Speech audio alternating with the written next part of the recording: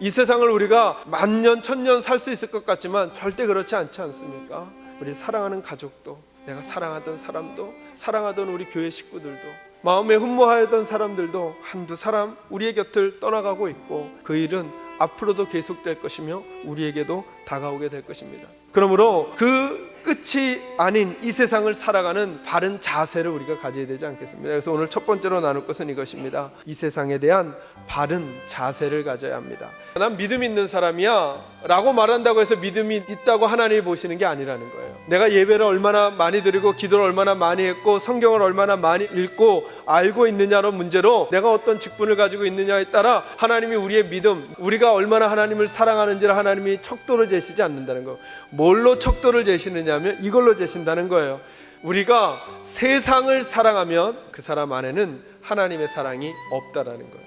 사랑이라고 하는 게 뭐예요? 거기에 모든 걸 거는 거예요. 근데 하나님이 뭐라고 말씀하시느냐면 세상에 대해서 소홀하라고 말씀하시진 않습니다. 그러나 사랑하지는 말라는 거예요. 세상의 가치가 전부인 것처럼 그렇게 살아가면 안 된다는 거예요. 그러면 꼭 후회하는 일이 있다라고 하는 거예요. 그러면 우리가 어떻게 세상을 대해야 할까? 두 번째로 사랑할 세상과 사랑하지 말아야 될 세상을 구분해야 됩니다.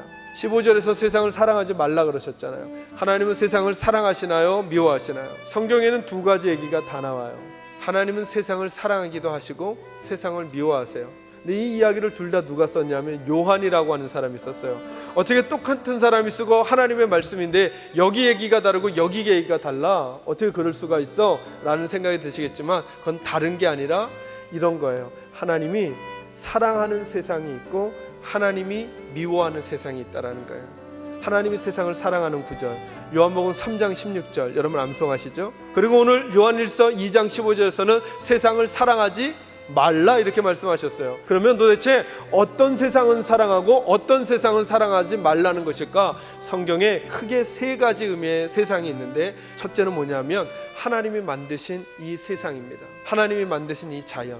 하나님은 하나님의 사람들이 이 자연을 바르게 개발하고 바르게 보존하면서 살아가길 원하세요. 두 번째, 우리가 사랑해야 될 세상이 어딘가? 그 세상에 살아가는 사람들을 우리가 사랑해야 돼요. 그러면 사랑하지 말아야 될 세상은 무엇인가? 그 세상에 있는 가치관은 사랑하면 안 됩니다.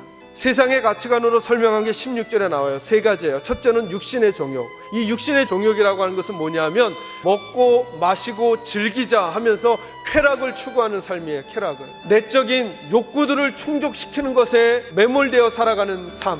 이 세상의 가치는 사랑하지 말라는 거예요. 두 번째로 안목의 정욕을 사랑하지 말라는 거예요. 보이는 것에 혹해서 더 많이 가지고 더 좋은 것 있고 더 큰 거 누리고 라고 하는 것에 마음 뺏기지 말라는 거예요. 왜요? 그러면 순서가 뒤바뀔 위험이 있다는 거예요. 사랑해야 할 것들을 사랑하지 않고 사랑하지 말 것을 사랑하게 되는 일들이 생길 수 있다는 거예요. 세 번째로는 이생의 자랑이에요. 내가 더 높아진 것, 내가 한 일들과 나의 어떤 위치들을 자랑하면서 가슴 뿌듯해하고 살려가려고 하는 자세 하지 말라는 거. 왜요?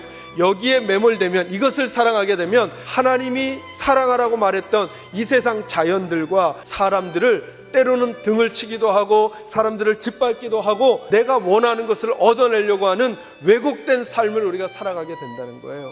사랑하는 성도 여러분, 세상이 추구하는 것을 잘 보시기 바랍니다. 아무리 예쁜 말로, 아무리 그럴듯한 캐치플레이즈로 만들어 놓았다고 해도 이 세 가지에 다 들어갑니다. 육신의 정욕, 안목의 정욕, 이생의 자랑. 이것이 그 끝에 있습니다. 끝에. 그렇기 때문에 세 번째로 저와 여러분은 영원한 가치를 붙들어야 합니다. 이 세상도 지나가되 오직 하나님의 뜻을 행하는 자는 영원히 거하느니라. 아멘. 뭐라고 말씀하세요? 이 세상도 지나갈 것이고 이 세상의 정욕들, 그런 가치관들도 다 없어질 거라는 거예요. 이 말이 맞아요. 이 말씀이.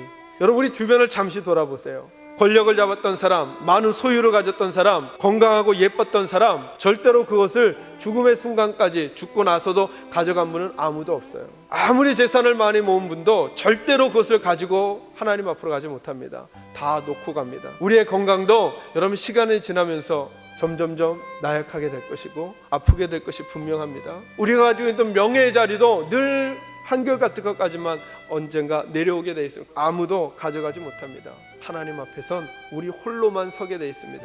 그때는 영원한 그 나라를 준비한 사람들만이 하나님 앞에 복을 얻게 되는 일들이 있을 것입니다. 사랑하는 성도 여러분, 말씀 정리합니다. 하나님은 우리들에게 영원을 준비해 주셨습니다. 저와 여러분은 언젠가 이곳을 떠나게 될 것입니다. 그날이 오늘일지 내일일지 몇 년 후일지 알 수 없습니다. 그러나 분명한 것은 그 나라 가기 전까지 우리에게 주어진 이 시간이 우리에겐 기회라고 하는 거예요. 하나님의 말씀대로 하나님의 가치를 따라 살아가면서 우리에게 주신 물질, 우리에게 주신 건강, 우리에게 주신 지혜, 우리에게 주신 재능을 하나님이 사랑하라고 말씀하신 세상과 그리고 다른 이웃들을 사랑하고 도우면서 살아갈 수 있는 복된 삶이 우리에게 꼭 있기를 간절히 소망합니다.